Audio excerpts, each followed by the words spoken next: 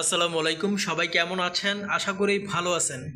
যারা সচেতন নাগরিক আছেন, আজকের ভিডিওটি তাদের জন্য খুবই গুরুত্বপূর্ণ। আজকের ভিডিওটিতে জানতে পারবেন কোন কোন এলাকার ইউনিয়ন চেয়ারম্যান পালিয়ে গেছেন এবং কোন কোন ইউনিয়ন চেয়ারম্যানকে বাতিল করা হয়েছে, কোন কোন ইউনিয়ন পরিষদ বাতিল করা হয়েছে চেয়ারম্যান মেম্বার আজকের ভিডিওতে জানতে পারবেন।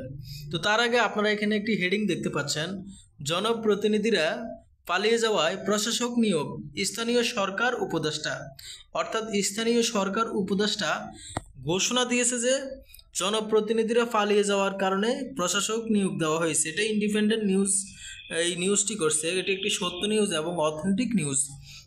তো অনেক চেয়ারম্যান মেম্বার পালিয়ে গেছে ভারতে। আপনারা জানেন তারা কোটি টাকা খরচ করে ভারত পালিয়ে গেছে অনেক চেয়ারম্যান মেম্বার, কারণ তারা অনেক অপকর্ম করেছেন। তারা সেই ভয়ে তারা মূলত পালিয়ে গেছেন। তো আমি একটু বিস্তারিত বলি, তাহলে আপনারা ব্যাপারটি ক্লিয়ার হয়ে যাবেন। তো এখানে দেখতে পাচ্ছেন এই যে ছবি, এটি হচ্ছে ইউনিয়ন উপদেষ্টার, স্থানীয় সরকার উপদেষ্টা।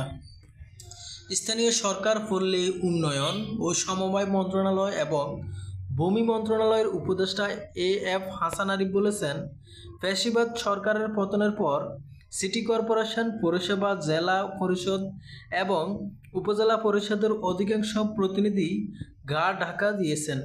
নাগরিক সেবার কথা চিন্তা করে এসব প্রতিষ্ঠানে তাৎক্ষণিক প্রশাসক নিয়োগ দেওয়া হয়েছে। বুধবার বিকেলে সচিবালয়ের পল্লী উন্নয়ন ও সমবায় বিভাগের সভাকক্ষে জার্মান রাষ্ট্রদূত অখিম রাষ্ট্রাসহ আন্তর্জাতিক সহযোগী প্রতিষ্ঠানের প্রতিনিধিদের সাথে সৌজন্য সাক্ষাৎকারে এসব কথা বলেন।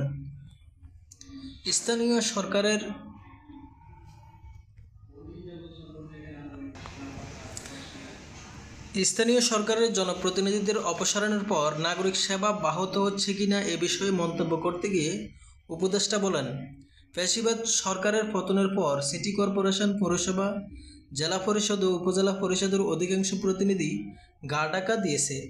এমনকি অনেকে ঠিকাদার বয়েও লজ্জায় মুখ দেখাতে পারছে না। আমরা নাগরিক সেবার কথা চিন্তা করে এসব প্রতিষ্ঠানে তাৎক্ষণিক প্রশাসক নিয়োগ দিয়েছি। জন্ম মৃত্যু সনদসহ নাগরিক সকল সেবা প্রদানে নিযুক্ত প্রশাসক সহ কাজ করছেন। তো আপনারা দেখতে পাচ্ছেন এখানে অনেক চেয়ারম্যান তাদের চেয়ারম্যান কার্যালয় ছেড়ে পালিয়ে গেছে। সেজন্য এই যে ইউনিয়ন উপদেষ্টা, স্থানীয় সরকার উপদেষ্টা, তিনি প্রশাসক নিয়োগ দিয়েছেন। আজকের ভিডিও এ পর্যন্তই।